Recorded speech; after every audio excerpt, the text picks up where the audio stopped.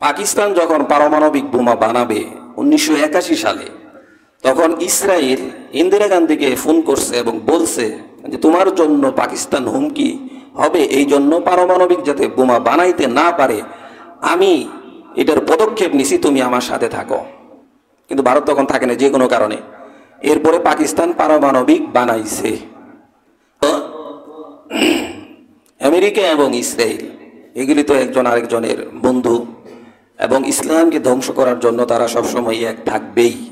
এটা রাসূলের কথা, আল কুফরু মিল্লাতু ওয়াহিদ, সমস্ত কুফুর শক্তি আজকে এক। তো ইরাকে তারা হামলা করলো, কারণ কি? কারণ হইলো ইরাক পারমাণবিক বোমা বানায়। তো তোর সমস্যা কি? আমেরিকাতে পারমাণবিক আছে অনেকগুলা, হাজারের উপরে।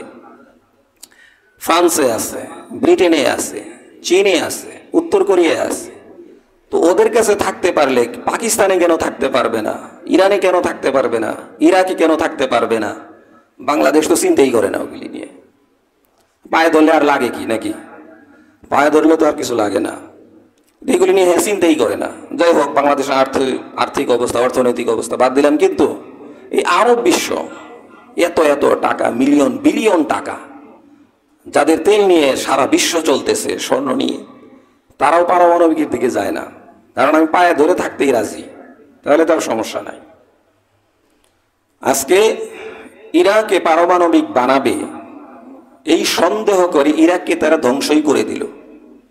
ইহুদিদের কথা কোরআনে কারিমের অসংখ্য জায়গায় আসছে, যাদের চরিত্রের মধ্যে 1 নম্বর গুণ হচ্ছে মিথ্যা, মুনাফিকি, চক্রান্ত, এগুলি দিয়েই তাদের অন্তর সাজানো।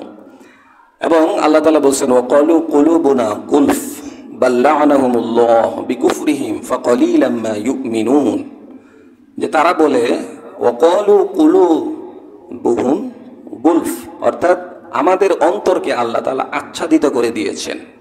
নিজেরাই বলে যে আমাদের অন্তরকে আল্লাহ তাআলা আচ্ছাদিত করে দিয়েছেন, এই জন্য আমাদের অন্তরের ভিতরে কোনো কথাই ঢুকতে চায় না।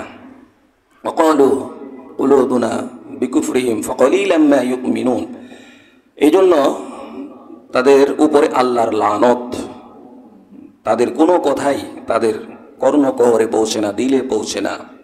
ওয়াকালু কুলুবুনা গুলফ বাল লা'নাহুমুল্লাহ, সুতরাং তাদের উপরে আল্লাহর লানত।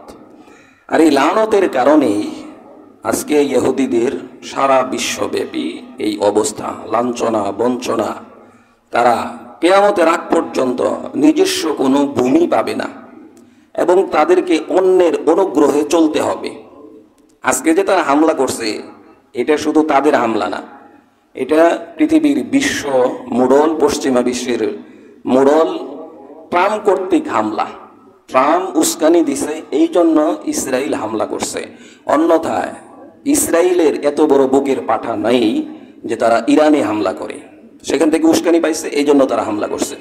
আর আল্লাহ তাআলা তো বলছেন লাতাজিদান্না আশাদ্দান্নাস আদাওয়াতাল লিল্লাযিনা আমানুল ইয়াহুদা ওয়াল্লাযিনা আশরাকু, যে তোমাদের মুমিনদের সবচেয়ে বড় শত্রু হচ্ছে ইহুদিরা।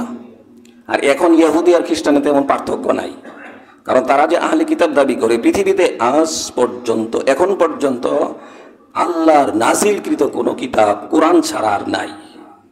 তাওরাত যেটা, এটা রদবদল হয়ে গেছে, সুতরাং এটা আল্লাহর পাঠানো তাওরাত না। ইনজিল যেটা, সেটা রদবদল হয়ে গেছে, সুতরাং এটা আল্লাহর পাঠানো ইনজিল না। জাবুর যেটা, এটাও রদবদল হয়ে গেছে, এটা আল্লাহর পাঠানো জাবুর না। একমাত্র ইন্না নাহনু নাযালনা যিকরা, আল্লাহ তাআলা নিজে নাজিল করছেন, এবং ওয়া ইন্না লাহু লাহাফিজুন, আমি নাজিল করছি কোরআন, আমি এটাকে কিয়ামত পর্যন্ত হেফাজত করব। আল্লাহ নিজে হেফাজত করবেন। إنا أنزلنا التوراة فيها هدى ونور يحكم بها النبيون الذين أسلموا للذين هادوا والربانيون والأحبار بما استحفظوا من كتاب الله وكانوا عليه شهداء। আল্লাহ বলছেন তাওরাত, জাবুর, ইনজিলের দায়িত্ব ওরা নিয়ে নিছে, এই জন্য এই দায়িত্ব আমি নিব না। আর কোরআনের দায়িত্ব আমি আল্লাহ নিছি, এই জন্য কিয়ামত পর্যন্ত এর মধ্যে কেউ কোনো রদবদল করতে পারবে না। কিয়ামত হয়ে যাবে, কিন্তু এর মধ্যে কোনো রদবদল হবে না।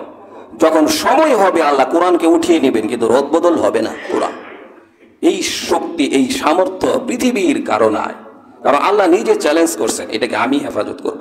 কিন্তু তাওরাত ইনজিলের ব্যাপারে আল্লাহ তাআলা এই চ্যালেঞ্জ গ্রহণ করেন নাই, এটা তাদের উপরে ছেড়ে দিয়েছেন। এই জন্য আজকে এটার মধ্যে এত রদবদল।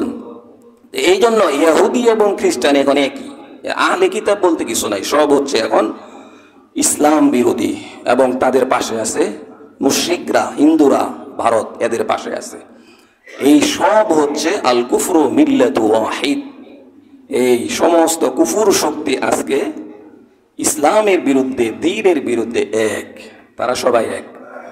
আর আমরা সবাই মত পার্থক্যের মধ্যে আছি, সবাই মত পার্থক্যের মধ্যে আছি। ইহুদিদের এই সমস্ত খারাপ গুণের কথা আল্লাহ তাআলা বারবার বলেছেন। আল্লাহ তাআলা বলছেন, ওয়াইদ আখাযনা মিসাকাকুম ওয়া রাফা'না ফাওকাকুমুত তুর খুযু মা আতাইনাকুম বিকুওয়াতিন ওয়াযকুরু মা ফীহি লাআল্লাকুম তাত্তাকুন।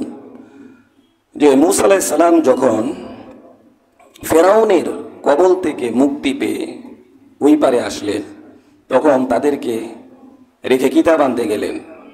তো আল্লাহ তাআলা বললেন যে ওয়াইদ আখাযনা মিসাকাকুম ওয়া রাফা'না ফাওকাকুমুত তুর। তো মূসা আলাইহিস সালাম একটা কিতাব আইনা বললেন যে দেখো, এই যে আল্লাহ তাআলা এটা নাজিল করছেন, এটা মানতে হবে এখন। তো তারা বললো যে আমরা তো দেখি নাই, তোমাকে যে আল্লাহ দিছে এটা তো আমরা দেখি নাই, তুমি কই থেকে নিয়ে আসছো না নিয়ে আসছো এটার কোনো ঠিক ঠিকানা আছে?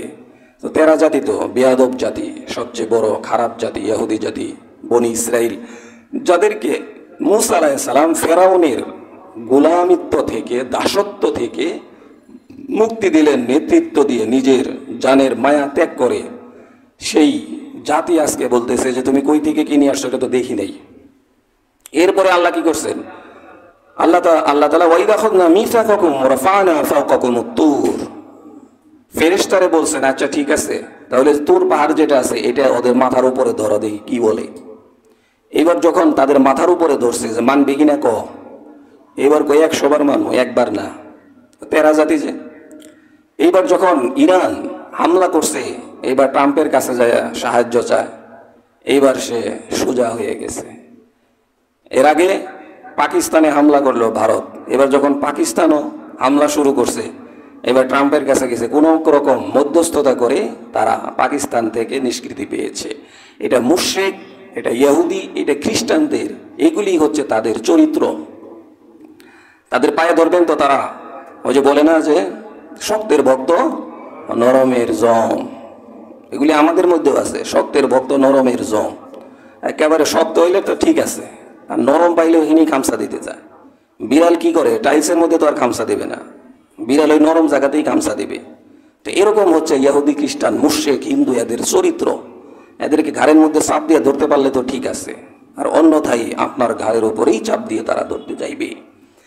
এটা যত তাড়াতাড়ি মুসলমানরা বুঝবে, তত তাড়াতাড়ি মুসলমানদের জন্য ভালো হবে। মুসলিম বিশ্ব যত তাড়াতাড়ি এই জিনিসটা বুঝবে। কারণ আল্লাহ তাআলা বলছেন যে তোদের উপরে কিতাব দিলাম, হে মানবে না। এবার আল্লাহ তাআলা বলছেন যে যাক, এবার পাহাড় কিন্তু তোর উপরে ফেলবো। এটা সাধারণ ক্ষেপণাস্ত্র না, ইরানি কোনো ক্ষেপণাস্ত্র না, এটা আমার ক্ষেপণাস্ত্র, এটা আমার বোমা, তোর পাহাড়। যখন তো এমনি ধরছে তখন এরকম তাকায় রয়েছে যে পরে কিনে। এইবার বলছে যে আল্লাহ এবার ঠিক আছে, আপনি যেই কিতাব দিচ্ছেন 100% মানি।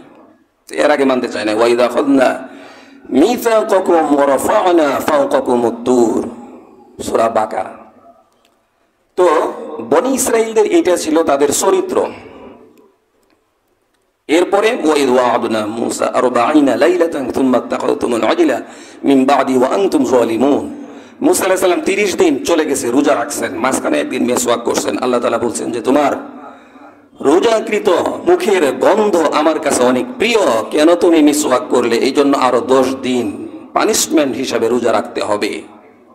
এই জন্য রোজাদারদের মুখের গন্ধ আল্লাহর কাছে মিশক আম্বরের থেকেও প্রিয়। আল্লাহর কাছে রোজাদারের মুখের দুর্গন্ধ এটা আল্লাহর কাছে প্রিয়, যে বান্দা আমার জন্য না খেয়ে রয়েছে, এতে করে ওর পেট থেকে, মুখ থেকে যেই গন্ধ আসতেছে এটা আমার কাছে প্রিয়, কারণ এটা আমার জন্য সে রাখছে। এই রোজা আমার জন্য, অন্য কারো জন্য নয়। তো মূসা আলাইহিস সালামের পরে 40 দিন পূরণ করলেন। ওয়াইদ ওয়া'আদনা মূসা 40 লাইলা, 40 মানে 40 দিন তিনি রোজা রাখলেন।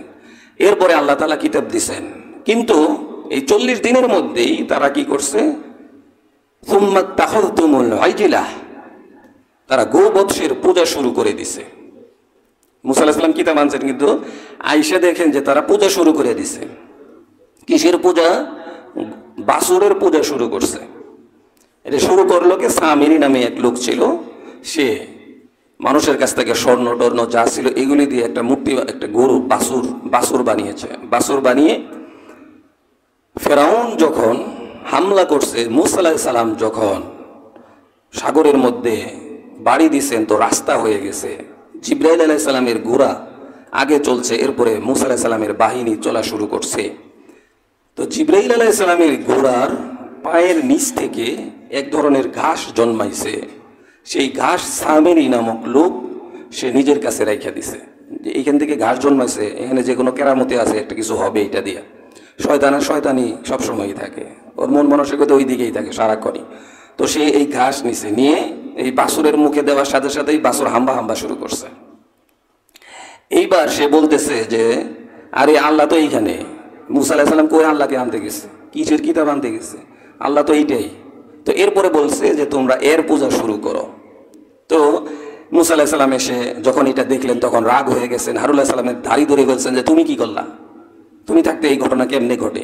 তো এটা লম্বা ঘটনা।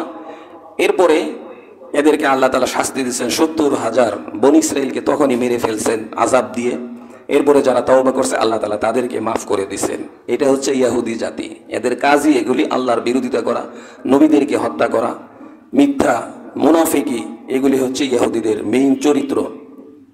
এরপরে সামিরি যে ছিল, সে বলতো লা মিসাস, আমাকে তোমরা কেউ স্পর্শ করবে না। এটা তার একটা শাস্তি ছিল, তাকে কেউ ধরতে পারতো না, ধরলেই তার মৃগী রোগের মতো সে কাঁপাকাঁপি শুরু করতো এবং তার শরীরের মধ্যে জ্বালাতন শুরু হয়ে যেত। এই জন্য সে কাউকে ধরতে দিত না, এভাবেই তার মরণ হয়। তো এটা হচ্ছে ইহুদি জাতির ইতিহাস। এইভাবে তাদের এই ধরনের অপকর্মের শেষ নাই। এরপরে আল্লাহ তাআলা অন্য জায়গায় বলতেছেন তাদের আরেকটি খারাপ গুণ হচ্ছে আফাতুমিনুনা বিবাদিল কিতাবি ওয়া তাকফুরুনা বিবাদ ফামা জাযাউ মান ইয়াফআলু যালিকা মিনকুম ইল্লা খিজয়ুন ফিল হায়াতিদ দুনিয়া। ইহুদিদের আরেকটা চরিত্র হচ্ছে তারা কোরআনের কিছু অংশ মানবে আর কিছু অংশ মানবে না। আর এতে করে তাদের শাস্তি হবে, দুনিয়াতেও তাদের লাঞ্ছনা বঞ্চনার শেষ নাই এবং কিয়ামতেও তারা ক্ষতিগ্রস্ত হবে। এই জন্য আফাতুমিনুনা বিবাদিল কিতাব ওয়া তাকফুরুনা বিবাদ, যে কিতাবের কিছু অংশ মানো আর কিছু অংশ মানবে না। এটা কি শুধু ইহুদিরাই করে না মুসলমানরাও করে? মুসলমানরাও করে। এই জন্যই আল্লাহ তাআলা এটা এখনো কোরআনের মধ্যে রেখে দিয়েছেন যে এটা অন্যরাও করবে, তাদের এটা চরিত্র, কিন্তু অন্যরাও এটা করবে। দুর্নীতি শুধু তারা করে নাই, অন্যরাও করে। মারামারি শুধু তারা করে নাই, অন্যরাও করে। সন্ত্রাসী শুধু তারা করে নাই, অন্যরাও করে। তো এই জন্য পরবর্তীদের জন্য দৃষ্টান্ত আগের যারা এই সমস্ত অপকর্ম করছে, এই জন্য এইগুলি আল্লাহ তাআলা রেখে দিয়েছেন। আফাতুমিনুনা বিবাদিল কিতাব ওয়া তাকফুরুনা বিবাদ, যে তোমরা কিতাবের কোরআনের নামাজের আয়াত মানবে কিন্তু যাকাতেরটা মানবে না, যাকাতেরটা মানবে কিন্তু হজেরটা মানবে না, হজেরটা মানবে, নামাজেরটা মানবে, যাকাতেরটা মানবে কিন্তু জিহাদেরটা মানবে না। এইটা হইতে পারে না। এটা হচ্ছে ইহুদিদের চরিত্র। এটা কোনো মুসলমানের চরিত্র হইতে পারে না, যে কোরআনের কিছু মানবে কিছু মানবে না। এটা ইহুদিদের চরিত্র। তোমরা শুধু মসজিদের মধ্যে কোরআনকে মানবে, মাদ্রাসার মধ্যে কোরআনকে মানবে, কিন্তু ব্যবসার মধ্যে কোরআনকে মানবে না, চাকরির মধ্যে কোরআনকে মানবে না। এটা হচ্ছে ইহুদিদের চরিত্র, যে কোরআনের কিছু মানবে আর কিছু মানবে না। এটা হচ্ছে ইহুদিদের চরিত্র। ইহুদিরা কোরআনের কিছু মানে কিছু মানে না, যেইটুকু ভালো লাগে তো এইটুকু মানে, আর যেইটুকু ভালো লাগে না আর এইটুকু মানে না। আমাদেরও একই অবস্থা। আমরা যেটুকু আমার জন্য সুবিধাজনক আমি সব মানি, কিন্তু আমার রিজিকের ব্যাপারে, আমার ইনকামের ব্যাপারে আমি কোরআনকে মানি না। এই জায়গায় কোরআন এবং হাদিসকে আমি অ্যাভয়েড করতেছি। আমি সব জায়গায় কোরআনকে মানি, সব জায়গায় হাদিসকে মানি, কিন্তু আমার ইনকামের বেলায় আমি কোরআন এবং হাদিসকে মানতে চাই না। এটা কোনো মুসলমানের চরিত্র না, এটা ইহুদিদের চরিত্র। আফাতুমিনুনা বিবাদিল কিতাব ওয়া তাকফুরুনা বিবাদ ফামা জাযাউ মান ইয়াফআলু যালিকা মিনকুম ইল্লা খিজয়ুন ফিল হায়াতিদ দুনিয়া। তাহলে তাদের দুনিয়াটা হবে লাঞ্ছনার দুনিয়া। আজকে যারা কোরআন অর্ধেক মানে না, তাদের লাঞ্ছনা আছে না নাই? আছে। আর যারা কোরআনকে পুরাটাই মানে তারা দুনিয়াতেও শান্তিতে আছে, দুনিয়াতেও মর্যাদাবান, এর আখেরাতেও শান্তিতে থাকবে, আখেরাতেও তারা মর্যাদাবান হবে। এই জন্য কোরআনকে পুরাটাই মানতে হবে। আর যদি কোরআনকে পুরাটা না বুঝেন, না মানেন, তাহলে শান্তি আসবে না, অর্ধেকের মধ্যে শান্তি নাই। এই জন্য আল্লাহ তাআলা বলছেন, ইয়া আইয়ুহাল্লাযীনা আমানু দুখুলু ফিস-সিলমি কাফা ওয়া লা তাত্তাবিউ খুতুওয়াতিশ শাইতান। হে মুমিন মুসলমানরা, ইসলামের মধ্যে এবং দ্বীনের মধ্যে পরিপূর্ণ প্রবেশ করো, অর্ধেক না। মসজিদে এক পাও রাখলাম, আরেক পাও বাইরে রাখলাম, হবে না। খাটের মধ্যে এক পাও বাইরে, এক পাও শোয়া হবে না। মশারির ভিতরে অর্ধেক আর বাহিরে অর্ধেক, মশার কামড় থেকে বাঁচা যাবে না। এই জন্য পুরাটাই ইসলামে ঢুকতে হবে, পুরাটাই। আল্লাহ তাআলা বলছেন যে পুরাটাই প্রবেশ করো। তোমার মাথাও ইসলামে প্রবেশ করাও, অর্থাৎ মাথায় চুল কাটা ইসলামের শরীয়ত অনুযায়ী হবে, অর্থাৎ ইসলামের মধ্যে ঢুকাও। তোমার চেহারা দাড়ি সহকারে থাকবে, ইসলামের মধ্যে ঢুকাও। তোমার শরীর, তোমার বডি, তোমার পা পর্যন্ত, মাথা থেকে নিয়ে পুরাটা ইসলামের মধ্যে ঢুকাও, তাহলে শান্তিতে থাকতে পারবে, অন্যথায় না। তাহলে কি কোরআনের কিছু মানা আর কিছু না মানা, এটা কার বৈশিষ্ট্য? এটা ইহুদিদের বৈশিষ্ট্য। আফাতুমিনুনা বিবাদিল কিতাব ওয়া তাকফুরুনা বিবাদ। আর তাদের জন্য এই জন্যই লাঞ্ছনা, ইহুদিরা কিছু মানে কিছু মানে না। এই জন্যই তাদের অন্যের সাহায্য নিয়ে কিয়ামত পর্যন্ত চলতে হবে। এবং ইহুদিদেরকে সবাই ঘৃণা করে, সবাই তাদেরকে ঘৃণা করে। এমনকি আমেরিকা যে তাদেরকে সহযোগিতা করে, এমন এমন অনেক কোম্পানি আছে, আমেরিকান কোম্পানি আছে, খুব আমেরিকার ভিতরে, যারা কোনো ইহুদিদেরকে চাকরি দেয় না। কারণ জানে এর চাকরি দিলে কদিন পরে আমার মালিকানা থাকবে না। এই জন্য তাদের সেখানেও চান্স নাই, তাদেরকে এক জায়গায় রাখছে।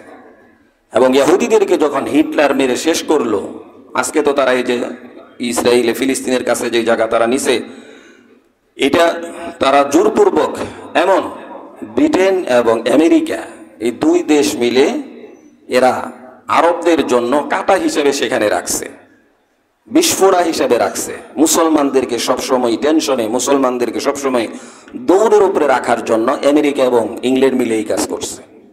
তো এতই যদি বন্ধুত্ব হইতো, এতই যদি ভালো হইতো, তাহলে কেন তাদের দেশে জায়গা দেয় নাই, তাদের পাশে জায়গা দেয় নাই? তা তো দেয় নাই, দিছে আরব রাষ্ট্রের মধ্য আরবের মধ্যে দিছে। এই জন্যই যে মুসলমানদেরকে আমাদেরকে কিছু করতে হবে না, ফুড়া একটা লাগাই দিলাম, কাটা একটা লাগাই দিলাম, এটাই তাদেরকে, তাদের পিছনে থাকবে সবসময়, তাদেরকে যন্ত্রণা দিবে। আজকে আমেরিকা এই যে বারবার বলতেছে, যে ট্রাম্প বলতেছে যে না, এখনো কোনো সিদ্ধান্ত নেই, পাগল, যুদ্ধ চলতেছে, এখনো কোনো সিদ্ধান্ত নেয়নি। আমার সিদ্ধান্ত পরে জানাবো। একবার বলে যে ইরানকে মাফ চাইতে হবে, আরেকবার বলে যে না, এটা ঠিক না। তো নানান ধরনের দ্বিধাদ্বন্দ্বের মধ্যে সে আছে। অর্থাৎ সে নিজে হামলা করবে না, আরেকজনকে দিয়ে করাবে। এর আগে ইরাকে হামলা করলো কি, যে ইরাক পারমাণবিক বোমা বানাচ্ছে, এটা বানাইতে দেওয়া যাবে না। এই ভুয়া আওয়াজ তুলে 2003 সাল থেকে শুরু করে যতদিন পর্যন্ত এই ইরাককে শেষ না করলো, ততদিন পর্যন্ত হামলা চালালো। এমনকি সাদ্দাম হোসেনকে ফাঁসিতেই ঝুলিয়ে ছাড়লো। আমেরিকা এবং ইসরায়েল এগুলি তো একজন আরেকজনের বন্ধু, এবং ইসলামকে ধ্বংস করার জন্য তারা সবসময় এক থাকবেই। এটা রাসূলের কথা, আল কুফরু মিল্লাতু ওয়াহিদ, সমস্ত কুফুর শক্তি আজকে এক। তো ইরাকে তারা হামলা করলো, কারণ কি? কারণ হলো ইরাক পারমাণবিক বোমা বানায়। তো তোর সমস্যা কি? আমেরিকাতে পারমাণবিক আছে অনেকগুলা, হাজারের উপরে। ফ্রান্সে আছে, ব্রিটেনে আছে, চীনে আছে, উত্তর কোরিয়ায় আছে। তো ওদের কাছে থাকতে পারলে পাকিস্তানে কেন থাকতে পারবে না? ইরানে কেন থাকতে পারবে না? ইরাকে কেন থাকতে পারবে না? বাংলাদেশ তো চিন্তাই করে না ওগুলি নিয়ে। পায়ে ধরলে আর লাগে কি নাকি? পায়ে ধরলে তো আর কিছু লাগে না, এগুলি নিয়ে চিন্তাই করে না। যাই হোক, বাংলাদেশের আর্থিক অবস্থা, অর্থনৈতিক অবস্থা বাদ দিলাম, কিন্তু এই আরব বিশ্ব এত এত টাকা, মিলিয়ন বিলিয়ন টাকা, যাদের তেল নিয়ে সারা বিশ্ব চলতেছে, স্বর্ণ নিয়ে, তারাও পারমাণবিকের দিকে যায় না। কারণ আমি পায়ে ধরে থাকতেই রাজি, তাহলে তার সমস্যা নাই। আজকে ইরাকে পারমাণবিক বানাবে এই সন্দেহ করে ইরাককে তারা ধ্বংসই করে দিল। পাকিস্তান যখন পারমাণবিক বোমা বানাবে 1981 সালে, তখন ইসরায়েল ইন্দিরা গান্ধীকে ফোন করছে এবং বলছে যে তোমার জন্য পাকিস্তান হুমকি হবে, এই জন্য পারমাণবিক যাতে বোমা বানাইতে না পারে আমি এটার পদক্ষেপ নিছি, তুমি আমার সাথে থাকো। কিন্তু ভারত তখন থাকে না যে কোনো কারণে। এরপরে পাকিস্তান পারমাণবিক বানাইছে। আর আজকে পাকিস্তান পারমাণবিক বানানোর কারণেই পৃথিবীতে যত শক্তিধর দেশই থাক না কেন, শেষ পর্যন্ত পাকিস্তানকে গুনায় ধরতে হয়। কারণ জানে যতই টাল্টিবাল্টি করি শেষে যদি মাইরেই দেয় তাইলে তো আর উপায় নাই। এই যে ভারত যে পিছু হটলো, কারণ কি জানে যে মুসলমান তো এমন জাতি যারা বাঁচতে রাজি না, যারা মরতে রাজি। আর যারা মরতে রাজি, মরতে চায়, তাদের সাথে কোনো দেশ পৃথিবীর কোনো শক্তি পারতে পারে না। মুসলমানদের সাথে পারবে কেমনে? তো মরতেই রাজি, মরলেই বালা, মরলেই জান্নাতে যাবে। এই জন্য খালিদ ইবনে ওয়ালিদ তিনি বলতেন যে আমি যখন কাফের মুশরিকদের সাথে যুদ্ধ করি, আমার বিপরীতে 1000 মানে একজন, আর এটি সব মরা, সামনে জিডিরে দেখতেছি সব মরা। মরা মানুষের সাথে যুদ্ধ করতে সমস্যা নাই, তো মইরেই রয়েছে, এর সাথে যুদ্ধ করতে আর সমস্যা কি? তো কাফের মুশরিকরা হচ্ছে এরা মৃত্যুকে এত ভয় পায়। আজকে ইসরায়েল কি পরিমাণ ভয় পাইতেছে, আজকে আমেরিকাও ভয় পাইতেছে। কিন্তু ইরান কি বলতেছে যে না, আমরা এই যুদ্ধ শুরু করছি, এটা শেষ আমরা দেখে ছাড়বো। ইসরায়েল মনে করছিল যে বোমা মারছে আর কিছু করবো না, চুপচাপ সব শেষ। কিন্তু ইরান ছাড় দেয় নাই, কারণ ইরানের কাছে পারমাণবিক আছে। জানে যে উস্তাদের মাস শেষ রাত্রে, যদি আমি নাই পারি, যদি আমাকে মরতেই হয়, তাহলে আমি এটা মেরেই তারপরে মরব, এতটুকু জানে। এরপরে ইসরায়েল এত সাহায্য চাইতেছে অমুক দেশের কাছে, এমনকি আমেরিকা বলতেছে তোমাকে সাহায্য করা হবে, আর রাশিয়া বলছে আমি সাহায্য করতে প্রস্তুত। কিন্তু ইরান এখন পর্যন্ত কোনো সাহায্য চায় নাই, বলছে আমার সাহায্য দরকার নাই, আমি একাই লড়তেছি। পরবর্তীতে সেটা দেখা যাবে। এটাই মুসলমান। এখন তারা কেমন মুসলমান সেটা ভিন্ন কথা, কিন্তু ইহুদি এবং মুসলমান এইটাই আমরা ধরি আপাতত। এখন তাদের মধ্যে শিয়ার দ্বন্দ্ব আছে, তারা কতটুকু কি মুসলমান আমরা অতটুকু জানি না। তাদের মধ্যে অনেক দল আছে, উপদল আছে, তারা রাফিজি আছে, খারিজি আছে, তারা নানান ধরনের সমস্যায় ভুগতেছে। কিন্তু তারা মুসলমান হোক না হোক, কিন্তু ইহুদিরা যে আমাদের শত্রু, আমেরিকা যে আমাদের শত্রু, মুসলমানদের শত্রু, এর মধ্যে তো আর কোনো সন্দেহ নাই। এখন এক শত্রু যদি আরেক শত্রুর দ্বারা, বা এক শত্রু যদি আরেক অন্য কারো দ্বারা যদি সে ধ্বংস হয়, এটা আমাদের জন্য ভালো, এটা আমাদের জন্য খারাপ না। কারণ আজকে যদি ইরানকে তারা ধ্বংস করতে পারে, পরবর্তী টার্গেট তাদের পাকিস্তান, বলছেই তারা যে তাদের পরবর্তী টার্গেট হবে পাকিস্তান। আর পাকিস্তানকে তারা এসে এইখানে কিছু করবে তা না, দাদারা আছে, দাদাদেরকে উস্কিয়ে দিবে যে তোমরা হামলা করো। আর পাকিস্তান যখন আঘাতপ্রাপ্ত হবে, তখন বাংলাদেশকেও তারা শান্তিতে থাকতে দিবে না। এজন্য এই বিপদ শুধু ইরানের বিপদ না, এই বিপদ শুধু আরব বিশ্বের বিপদ না, এই বিপদ শুধু পাকিস্তানের বিপদ না, এই বিপদ মুসলমানদের, এই বিপদ আমাদের। এই জন্য আমাদেরকে এখন থেকেই সোচ্চার হতে হবে, দোয়া করতে হবে যে আল্লাহ তাআলা যাতে অন্য যে কারো দ্বারা যাতে এই ইহুদিদেরকে ধ্বংস করে দেয়। কারণ ইহুদিরা যতদিন থাকবে ততদিন মুসলমানদেরকে দৌড়ের উপরেই রাখবে। এবং তারা কি বলছে, কুল ফালিমা তাকতুলুনা আম্বিয়া আল্লাহ। তাদের আরেকটা চরিত্র হচ্ছে নবীদেরকে হত্যা করা। এটা ইহুদিদের চিরাচরিত অভ্যাস, তারা নবীদেরকে হত্যা করে। যেখানে তারা নবীদেরকে হত্যা করতে তাদের দ্বিধা লাগতো না, হাত কাঁপতো না, মুসলমান কি আর। তো তারা সবচেয়ে বেশি নবীদেরকে হত্যা করছে ইহুদিরা। এটা কোরআনের কথা, সূরা বাকারা 91 নম্বর আয়াত। তো এইভাবে তারা, এগুলি তাদের চরিত্র, মিথ্যা বলা, হটকারিতা করা, মুনাফিকি করা, কিতাবের কিছু অংশ মানা, কিছু অংশ না মানা, এবং নিজেদেরকে এইভাবে উপস্থাপন করা যে আমাদের দিল তো গুলফ আচ্ছাদিত, এবং বেশি বেশি নবীদেরকে তারাই হত্যা করছে। আজকে 11,000 কিলোমিটার দূর থেকে আমেরিকা তাদেরকে সহযোগিতা করার জন্য উঠে পড়ে লাগছে। আর ইরানের আশেপাশে যারা আছে তারা কয়জন কি সহযোগিতা করতেছে। আজকে মুসলমানদের মধ্যে কত দ্বিধা বিভক্ত। আজকে যদি মুসলিম বিশ্বগুলি একসাথে দাঁড়াইতো, তাহলে পরবর্তী টার্গেটে পড়তে হতো না। কিন্তু মনে করতেছে যে ওকে মারতেছে, মারোক, আমার তো আর কিছু কয় না, আমি তো ভালোই আছি। ওই যে আখের ক্ষেতের গল্প মনে আছে, যে আখের ক্ষেতে 3 চোর ঢুকছে, একজন খ্রিস্টানি, একজন ইহুদি আর একজন মুসলমান। তো এইবার যে আখের যে মালিক, যেই জমির মালিক, বাগানের মালিক, সে হলো হালকা পাতলা, আর এই চোর 3টাই মোটা তাজা।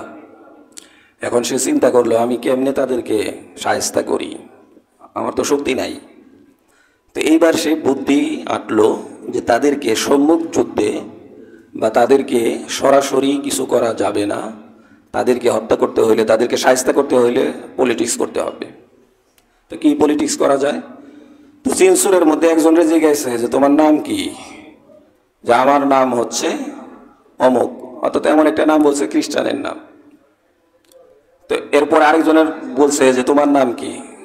যে সে বলছে যে তার নাম হচ্ছে এমন নাম যেটা ইহুদিদের নাম। এরপরে বলছে যে তোমার নাম কি? যে তোমার নাম হচ্ছে এমন নাম, বলছে যে মুসলমানের নাম আব্দুল্লাহ, এরকম বলছে। এরপরে আচ্ছা ঠিক আছে, তো এখন যে সে টার্গেট নিছে যে একজন একজন শায়েস্তা করতে হবে। তো এরপরে সর্বপ্রথম ইহুদিরে ধরছে যে মুসলমান আমার জাতি ভাই, সে খাইলে খাইতে পারে অনুমতি ছাড়া। আবার খ্রিস্টানেরও কিতাব আছে, আহলে কিতাব, তারা, আমারও নবী আছে, তারও নবী আছে, তুই খাইলি গে, তুই তো সবচেয়ে খারাপ। এই কথা বললে মুসলমান মনে করে যাকে আমারে তো আর কিছু কয় নাই, ইহুদি মনে করতেছে আমারে তো আর কিছু কয় নাই, খ্রিস্টান মনে করতেছে আমাকে তো আর কিছু বলে নাই, ইহুদিকে ধরছে। তো এরপরে ওই সুরকে ধরে জন্মের পিটান পিটাইছে। পিটানোর পরে ওইটারে শায়েস্তা করছে। আছে সুর আছে 2 জন। এরপরে এই 2 জনের মধ্যে একজনকে টার্গেট করছে খ্রিস্টান রে, যে মুসলমান নয়, খাইছে খাইছে, ও আমার জাতি ভাই, তোর তো আর কিতাব কিতাব নাই, তুই তো আগের জন্মের খ্রিস্টান, তা তুই কেন খাইলি? এইটা বইলে ওই খ্রিস্টানরাও পিটাইছে। পিটানোর পরে এখন থাকলো মুসলমান একা। এখন মুসলমানকে বলতেছে, ওরা নয় না বুঝে, ধর্ম টর্ম করে না, তুই তো ধর্মকর্ম করো, তুই তো মুসলমান, তুই জানোস না যে অন্যের খেতে না অনুমতি ছাড়া খাওয়া নিষেধ, তুই কেন খাইলি? তো এরপরে মুসলমানরাও পিটাইছে। এবার 3টারেই পিটাইছে, জন্মের পিটান পিটাইছে। এরপরে এই 3 চোর বলতেছে, আইরে আমরা কে মুসলমান, কে হিন্দু, কে খ্রিস্টান, এটা যদি তফাৎ না করে যদি এই জায়গায় এক থাকতাম যে আমরা আজকে একদিনের জন্য হলেও আমরা সবাই চোর, এই চোর যদি বলতাম যে ক্ষেতের মালিককে আমরাই তাকে মারব, তাহলে সে আমাদেরকে কিছুই করতে পারতো না। কিন্তু যখন আমরা দ্বিধাবিভক্ত হয়ে গেছি, তখন এই মোগা মালিক আমাদেরকে পিটাইছে। সেইটাই উদাহরণ যে আজকে আমেরিকাতে যা আছে, ব্রিটেনে যা আছে, ইংল্যান্ডে যা আছে, ইসরায়েলে যা আছে, এর থেকে মুসলমান বিশ্বে কোনো দিক দিয়েই কম নাই।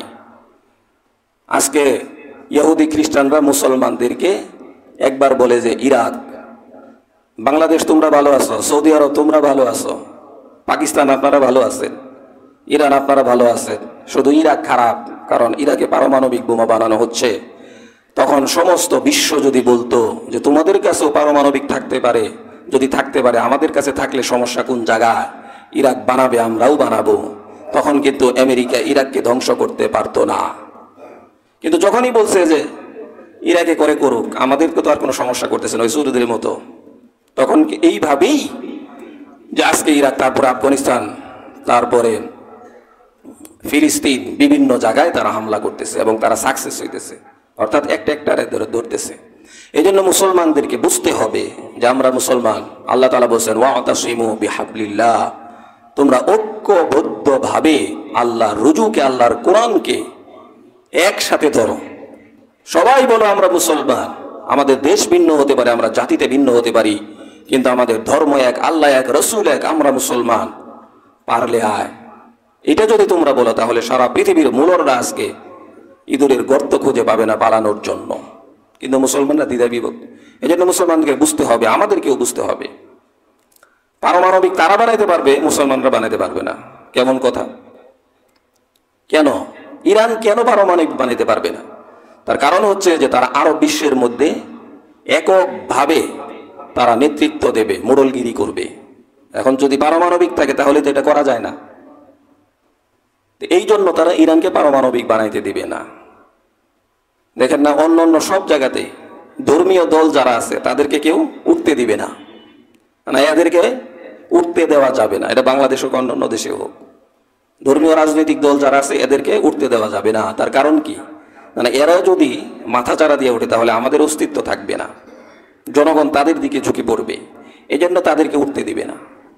ভালো মানুষদেরকে সমাজে প্রতিষ্ঠিত হতে দিবে না, উলামায়ে কেরামদেরকে সমাজে প্রতিষ্ঠিত হতে দিতে চায় না। উলামায়ে কেরাম আর্থিকভাবে সচ্ছল হোক, উলামায়ে কেরাম ভালো থাকুক, এইটা হইতে দিতে চায় না। এটা ইহুদিদের চাল এগুলি।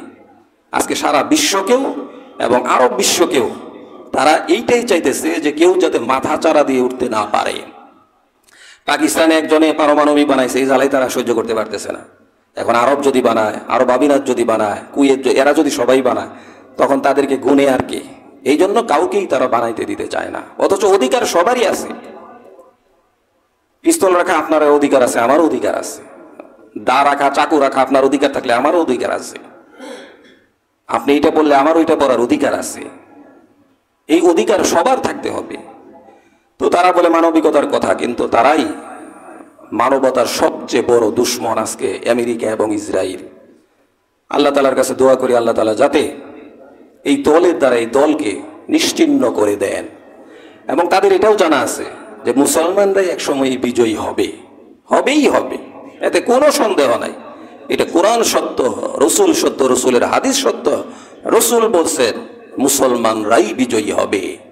সেই বিজয়ের কাতারে আমাদেরকে দাঁড়াইতে হবে, আমাদেরকে যোগ দিতে হবে। আল্লাহ তাআলা আমাদের সকলকে এই কথাগুলি বোঝার এবং আমল করবার তৌফিক দান করুন।